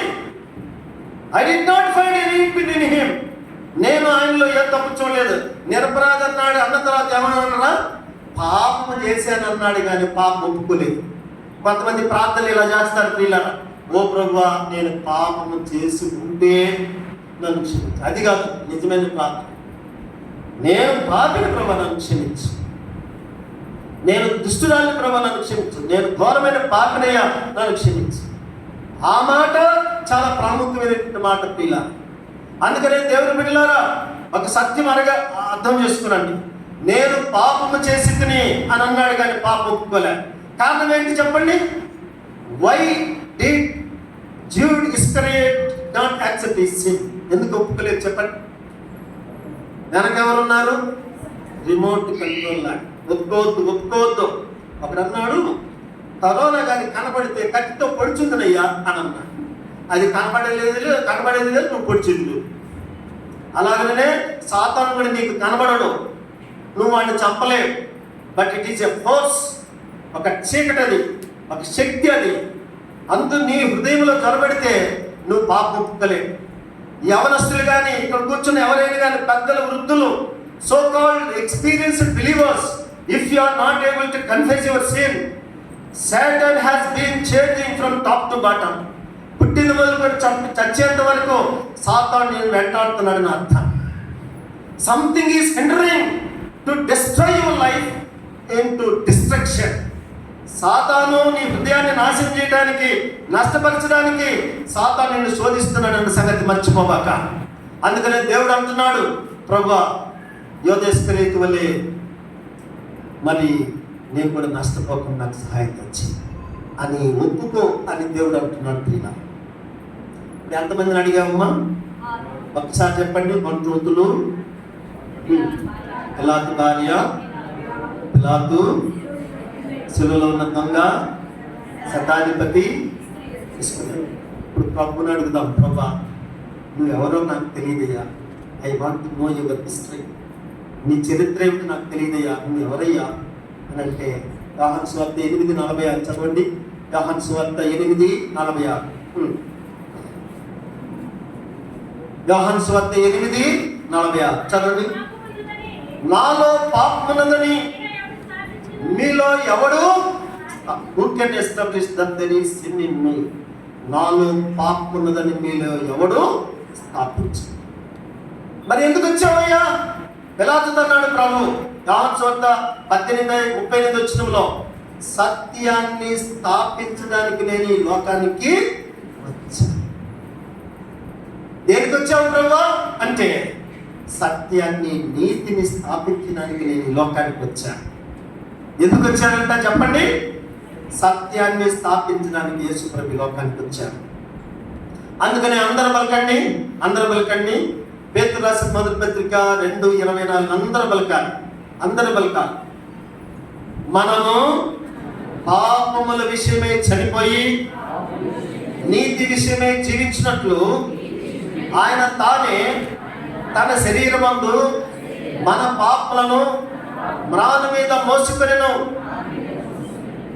ఏందంట చెప్పండి? మనం దేనికంట? బ్రతికితే నీతి కోసం బ్రతికినాలి. ఇప్పుడు ఒక శవం పడుకోబెట్టాం అనుకోండి, ఇక్కడ శవము పడుకోబెట్టారు, కాఫీలో ఉంది, బాక్స్లో ఉంది. అయ్యా ప్రక్కన టీవీలో సినిమా వస్తుంది చూడండి, చూస్తుందా? చెప్పరేమ్మా? ఎందుకు? చచ్చింది శవముగా. అలాగనే పక్కింటోడు కొట్లాడుతున్నారు, నువ్వు కూడా ఒక తిట్టు అంటే తిడుతుందా? ఎందుకు తిట్టదు? చచ్చింది కాదు. లోకములో తిరణాలు జరుగుతున్నాయి, డాన్స్ ప్రోగ్రాంలు ఉన్నాయి, రాయ్యా చూద్దామంటే చూడడం ఎందుకు? చచ్చాడు కాబట్టి. సహోదరి సహోదరులారా, మనం కూడా అలాంటి నీచమైనటువంటికి చచ్చి పాపముల విషయమై చనిపోయి బ్రతికితే నీతి కోసం బ్రతకడానికి ప్రేమల దేవుడు సులువుకు వెళ్ళాడు. ఈ సత్యాన్ని ఎదిగితే ఆ సత్యము నిన్ను స్వతంత్రాలుగా చేస్తుంది. ఏ సత్యము? యేసు ప్రభు ఇచ్చినటువంటి ఆ సత్యం. నీ సత్యము నీ నీతి కాదు, యేసు ప్రభు ఇచ్చినటువంటి సత్యము నిన్ను స్వతంత్రాలుగా చేస్తుంది. ఆ వాక్యమును నువ్వు నిలిచి యేసు ప్రభు శిష్యుడిగా అయిపోయి ఆ సత్యమును నువ్వు నిలిస్తే అప్పుడు నీకు స్వాతంత్రము. అప్పుడు నీకు ఆగస్టు 15th, నా జీవితంలో ఆగస్టు 15th ఎప్పుడు? 1991 జూన్ నెల 10వ తేదీ. అది నా స్వాతంత్రం. ఇక్కడ కూర్చున్నటువంటి వారికి ఇప్పటికీ ఎవరైనా రక్షణ మారు మనసు పొందిన వారంటే, ఎప్పుడు నువ్వు మారు మనసు పొందినావంటే కొంతమంది గుర్తే లేకపోవచ్చు. ఇప్పటికైనా నాకు స్వాతంత్రం వచ్చింది. సత్యమును నీ హృదయంలో స్థాపించి వాక్యమంతా నిలిచి శిష్యుడిగా చేయబడి ప్రభు కోసం నువ్వు సాక్ష్యంగా నిలవడానికి, ఆ సత్యాన్ని నీ హృదయంలో స్థాపించడానికి యేసు ప్రభు ఈ లోకానికి వచ్చాడు. పిల్ల అలాంటి సత్యమైనటువంటి సంఘము కావాలి. అదే జీవము కలిగిన సంఘం. అందుకనే ప్రేమల దేవుడు నా సంఘాన్ని నేను కట్టాలి. ఏ ఉద్దేశంతో ప్రేమల దేవుడు ఈ లోకానికి వచ్చాడో పిల్లల, ఏ ఉద్దేశంతో యేసు ప్రభు శిలువలో చనిపోయాడో, ఏ ఉద్దేశంతో సంఘం కోసం పరితపించాడో, ఏ సత్యం కోసం ఈ లోకానికి వచ్చాడో ఆ సత్యం మన హృదయంలో ఉండాలి. పిల్ల, for that reason we have to work for the Christ. ఆ సత్యం కోసం మన ప్రభు కోసం సాక్షిని తీర్చాలి. ఆ సత్యం లేకుండా బైబిల్ కూడా పట్టుకోవద్దు. Don't carry this Bible without having the truth. అందుకనే నేనే మార్గము, నేనే సత్యము, నేనే జీవనం అన్నది పిల్ల. అది మనం సువార్తలో చెప్తాం. యోహాను 14:6. ఎందుకు? నేనే సత్యం. ఎందుకు? సత్యాన్ని స్థాపించడానికి వచ్చి నేనే, ఎవరుగా? నేనే జీవం. చచ్చిన మీ శరీరాలకు జీవాన్ని కూడా నేను లోకానికి వచ్చి నేనే మార్గాన్ని చూపించడానికి వచ్చి వారధిగా వచ్చా. I am the bridge to from this world to heaven. పరలోక రాజ్యానికి నేను ఒక వారధిగా వచ్చాను. చూడండి, అవతల గట్టుకి యువతల గట్టుకి మనం వెళ్ళలేము. ఏమంటుందండి మధ్యలో? విజయవాడ వెళ్ళేటప్పుడు మనకి బ్రిడ్జి వస్తుంది కదా, కృష్ణా బ్యారేజ్ వస్తుంది కదా. ఆ బ్యారేజ్ లేకపోతే వెళ్ళగలమా? ఆ గట్టు నుండి ఈ గట్టుకు వెళ్ళగలమా? వెళ్ళలేం. అలాగనే భూలోకంలో మానవుని పరలోకంలో దేవుణ్ణి కలపడానికి వారధిగా వచ్చాడు ప్రియులారా. అందుకనే నేనే మార్గం. అర్థమైనా? భూలోకంలో మానవుణ్ణి ఆ లోకంలో చేర్చడానికి వారధిగా వచ్చాడు. వారధిని వద్దంటే నువ్వు అవతల గట్టుకు వెళ్ళలేవు సహోదరి సహోదరుడా. If you have that sort of mind to destroy your life, only having this sort of bridge in our mind, definitely you will be the loser. అందుకనే దేవుని సన్నిధిలో మంచి తీర్మానం తీసుకున్నా. ప్రభువా, వారధిగా వచ్చిన నువ్వు నేను మర్చిపోయినా, నేను అవతల గట్టుకు ఎట్లా వెళ్ళగలను? భూలోకం నుండి నేను పరలోకానికి వెళ్ళాలంటే నీవు నాకు వారధిగా వచ్చావు ప్రభు. నీ ప్రేమకు నేనేమి ఇవ్వగలను? సత్యాన్ని స్థాపించి యేసు ప్రభు ఇంత నీతిమంతుడు ఎందుకు చెప్పినాడంట అని అంటే అందరికీ చెప్పాలి మనం. నేను సత్యంగా బ్రతకడానికి నా దేవుడు ఈ లోకానికి వచ్చి ఆయన మ్రాన్ మీద సిలువను మోస్తున్నాడు, మాను మోసుకుంటూ వెళ్ళినాడని చెప్పాలి. అందరూ పలకండి. మనము పాపముల విషయమే చనిపోయి నీతి విషయమే జీవించినట్లు ఆయన తానే తన శరీరమందు మన పాపములను మ్రాను మీద మోసుకొనెను. ప్రేమగల దేవుడు మనం నీతిగా బ్రతకడానికి, సత్యంగా బ్రతకడానికి ఆ మ్రాను మీద శిలువ మోసినాడు. రెండవది, ప్రభు ఎందుకు చనిపోయినాడు? అందరు పలకండి, జీవించువారు ఇక మీదట తమ కొరకు కాక తమ నిమిత్తము మృతి పొంది తిరిగి లేచిన వారి కొరకే జీవించుటకు మనందరి నిమిత్తము ఆయన మృతి పొందెను. ప్రభు, ఇంత నీతిమంతుడు ఎందుకు చనిపోయినావు అనంటే, నేను బ్రతికితే నా దేవుడి కోసం బ్రతకాలి. అందుకనే ఫనీ క్రాస్బీ అన్న సహోదరి, blind very blind, she wrote nearly 1000 hymns, 1000 గ్రంథాలు రాసింది, 1000 కీర్తనలు రాసింది. కళ్ళు లేనటువంటి సహోదరి. ఆమె రాస్తూ ఏమన్నదంటే, the world behind me, the cross before me అని రాసింది. చూసారా, లోకము నా వెనుక, సిలువ నా ముందు అంటూ ఏడుస్తా రాసింది. ప్రియులారా, the cross before me, the world behind. పౌలు కూడా ఇదే సేవ చేశాడు. ప్రియులారా, భక్సింగ్ గారు కూడా ఇదే సేవ చేశాడు. The cross before me, the cross before me Paul అన్నాడు, భక్సింగ్ గారు కూడా ఇది అన్నాడు. ప్రియులారా, మన దగ్గర సిలువ తప్ప ఏ అధికార ఆంక్ష, ఏ కోరిక, ఏ చెడ్డ పనులు, ఏ నీతి లేనటువంటి పనులు ఉన్నాయా? నువ్వు క్రైస్తవురాలు కాదు. You are never having that rapture. నీవు ఎప్పుడు కూడా ఎత్తబడవు, ఇక్కడే ఉంటావు. అందుకని దేవుని సన్నిధిలో this is the eligibility to confess your sins. కాబట్టి దేవునికి సన్నిధిలో ఒక మంచి తీర్మానం, బ్రతికితే నా దేవుడి కోసము. గుడ్డి యేసుప్రభున్న భక్సింగ్ గారు చాలా బాగా చూస్తున్నారు. భక్సింగ్ గారు వాక్యం చెప్పి అక్కడ క్రిందికి దిగేసరికి ఈ పాట రాశాడు, ప్రభు నీ వాడను నేను నీ. అద్భుతమైనటువంటి పాట. పిల్ల 1972లో కాన్వకేషన్లో రాశారు ఆ పాట. పిల్ల ప్రభు నీ వాడను నేను నీ. అద్భుతమైనటువంటి పాట. పిల్ల కానీ ఆ పాట పాడుతుంటే కన్నీరు వస్తుంది, అంత అద్భుతమైనటువంటి పాట. మరి లాజరస్ అంకుల్ కూడా చెన్నై జహోషమ డెడికేషన్లో భక్తులారా స్మరించిన పాట కూడా రాశారు. అందులో కూడా ఉంది, జీవించదము ప్రభు కొరకే. ఎవరి కోసం? ప్రభు కోసం జీవించాలి. We have to live for the Christ. ఎవరి కోసం జీవించాలి అంటే అక్కడ రాయబడింది, జీవించువారు ఇక మీదటంటే ఎప్పటి నుండి ఆలోచించండి. ఇక మీదటంటే ఎప్పటి నుండి? ఇంకా ఒకటి చెప్పారు కరెక్ట్గా, రక్షించబడిన నాటి నుండి. ఆనాడు ప్రభు చివరి మాట అన్నాడు చూడండి, ఎప్పుడు?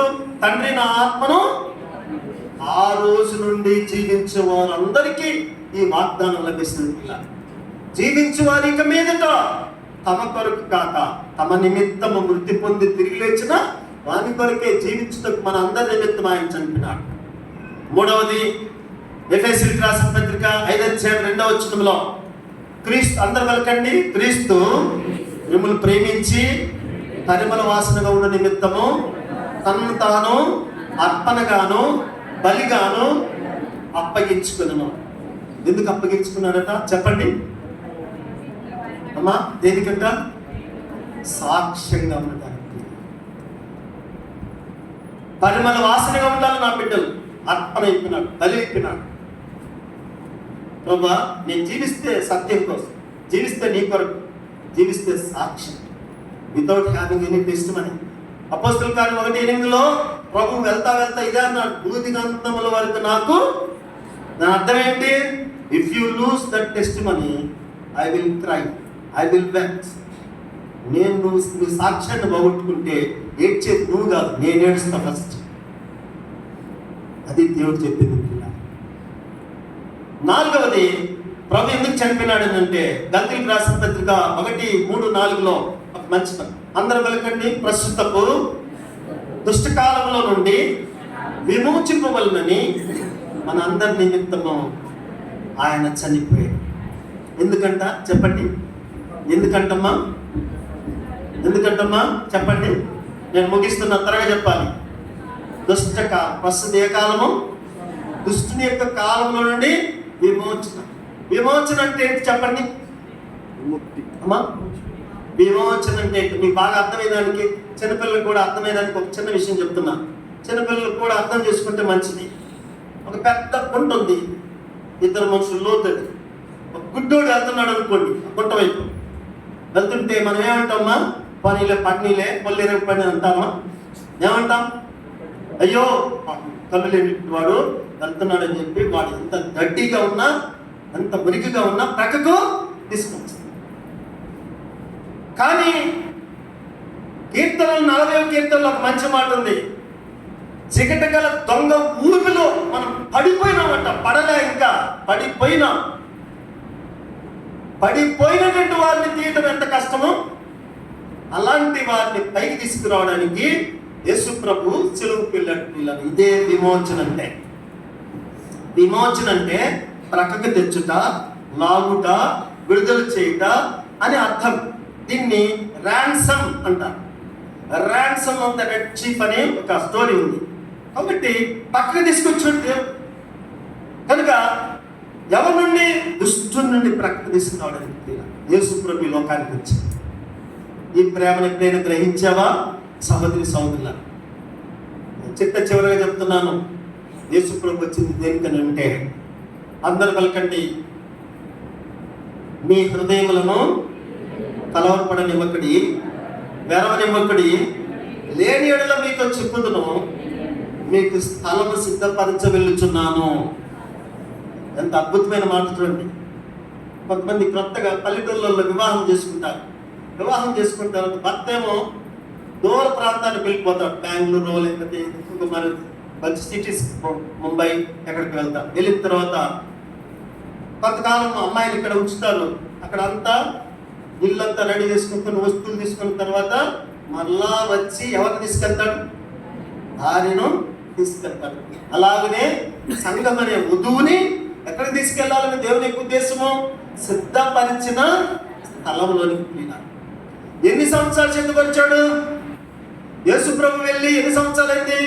2025 సంవత్సరాల్లో 33.5 మైనస్ చేస్తే అన్ని దినాలైంది ప్రియులారా. అన్ని దినాలు తయారు చేసినట్టు సృష్టి ఎలా ఉంటుందో ఒకసారి ఆలోచించండి. సృష్టిని తయారు చేసింది ఎన్ని దినాలు? 6 5? మీరు ఫెయిల్ అయిపోయినా. ఎన్ని దినాలు? 5. 6వ రోజున ఎవరిని తయారు చేశారు? సృష్టి తయారు చేసింది 5. మానవం తయారు చేసినప్పుడు మొత్తం సృష్టి కిందకి వచ్చింది. అయితే 7వ దినం విశ్రమించాడు కదా. 5 దినాలు తయారు చేసిన ఈ సృష్టి ఇంత అందంగా ఉంటే, ఊటీ, కొడైకెనాల్, మైసూర్, బృందావన్ గార్డెన్స్ ఒకసారి వెళ్ళండి.